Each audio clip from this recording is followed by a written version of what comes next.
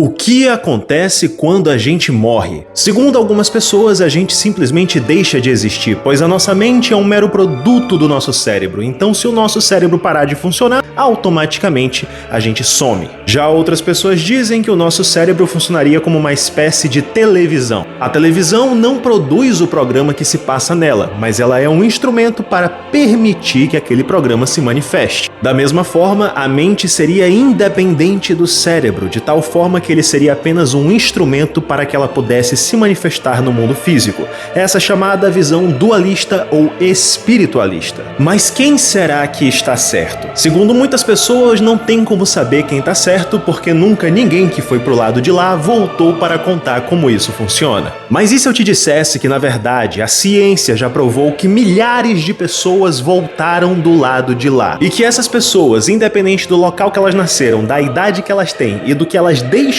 ou não de acreditar, relatam coisas extremamente parecidas. Eu tô falando aqui das experiências de quase morte. Mas não se deixe enganar pelo nome, pois apesar do quase, essas pessoas de fato estiveram do lado de lá. E você vai ficar surpreso com o que elas disseram quando elas voltaram. Muito prazer, meu nome é Pablo e seja muito bem-vindo à Ciência dos Espíritos.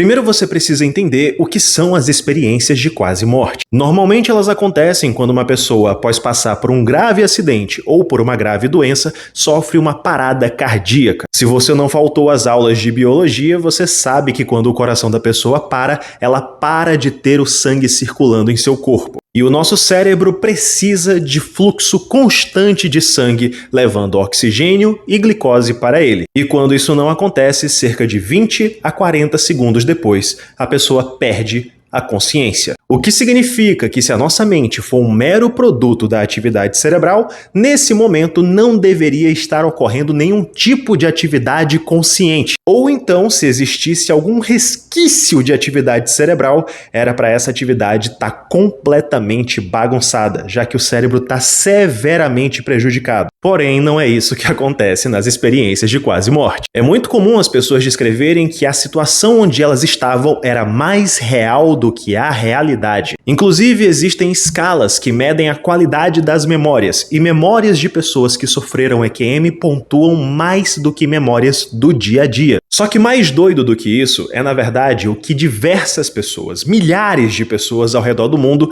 contam a respeito dessas experiências. Normalmente as pessoas relatam que se viram em espaços confinados com uma grande luz no final.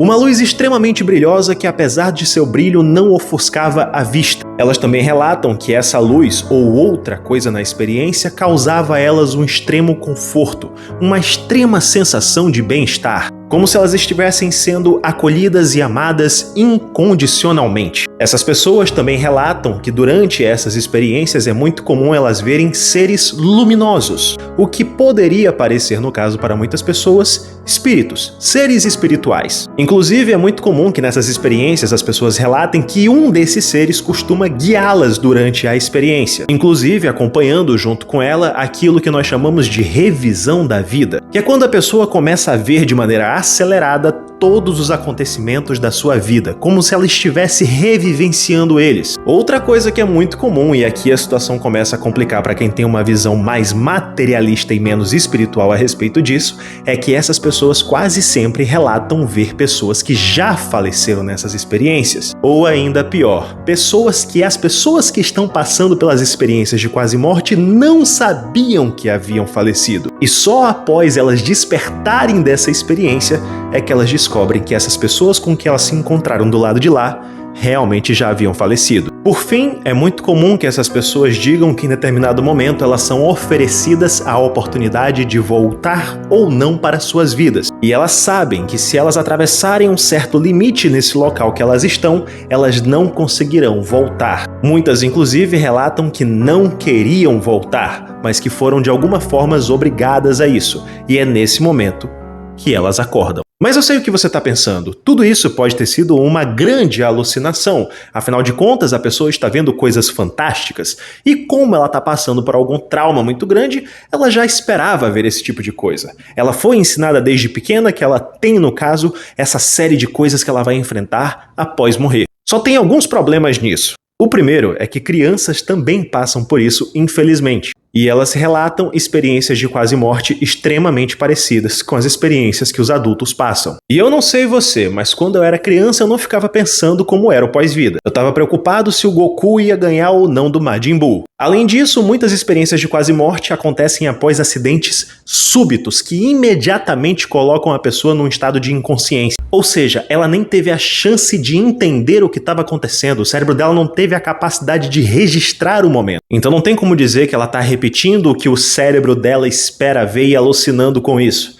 Porque ela não estava esperando nada, ela foi pega de surpresa. E o último motivo, que é um que quebra qualquer argumentação contrária, são as chamadas percepções verídicas. São situações onde a pessoa, durante uma experiência de quase morte, ao se ver fora de seu corpo, presencia uma série de acontecimentos que eram impossíveis dela presenciar, porque ela está inconsciente. Existem milhares desses casos, só para deixar claro. Então já tira a hipótese de fraude do meio dessa história, porque não tem como milhares de pessoas inventarem a mesma fraude ao mesmo tempo, sem se comunicar. Um dos casos mais famosos de percepções verídicas é o caso da Penn Reynolds, que é uma atriz internacional famosa que foi submetida a um procedimento cirúrgico. Durante o procedimento, que era extremamente perigoso, ela teve uma EQM e se viu fora de seu corpo. E quando ela volta, ela começa a descrever tudo que ela viu, todos os procedimentos, todos os equipamentos, com uma riqueza de detalhes que os estudantes de medicina não conseguiriam fazer em uma só olhada. E isso não são palavras minhas, são palavras do médico que atendeu ela. Mas é possível que durante esse momento o cérebro dela tenha registrado, ainda que inconscientemente, elementos visuais e auditivos. Ela estava com os olhos tampados e os ouvidos vedados durante todo o procedimento, porque ela não podia ter nenhum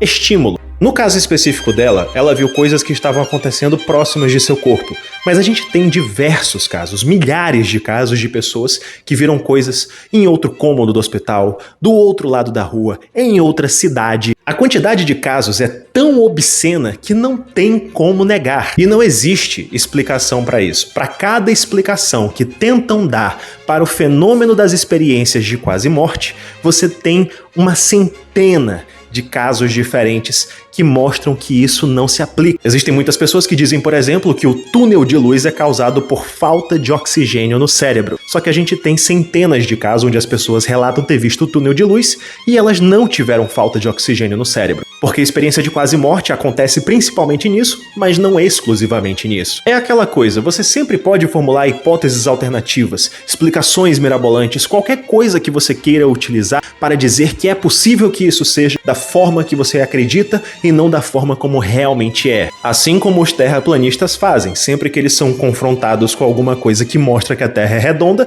eles começam a falar de uma série de coisas que são possíveis, mas que são extremamente improváveis e que não se sustentam quando você apresenta para eles o todo da coisa. Então, ao invés de ficar com as explicações mirabolantes, vá na mais simples, vá na que a gente tem evidência. Não tem como negar, diante da quantidade obscena de casos que nós temos, principalmente desses últimos que eu citei, que isso não é um acontecimento cabal que mostra que a consciência é diferente do cérebro, que a nossa mente existe além do cérebro. Você não é o seu corpo, você é um espírito usando uma casca de carne temporária. Isso que tá falando não sou eu, é a ciência. Se você gostou desse vídeo, curta, comenta, compartilhe para que mais pessoas fiquem sabendo disso. Esse é o primeiro vídeo de uma grande sequência de vídeos que eu pretendo lançar. Então siga esse perfil para você ficar por dentro de tudo que vai acontecer aqui. Mais uma vez foi um prazer te receber, meu nome é Pablo e seja muito bem-vindo à Ciência dos Espíritos.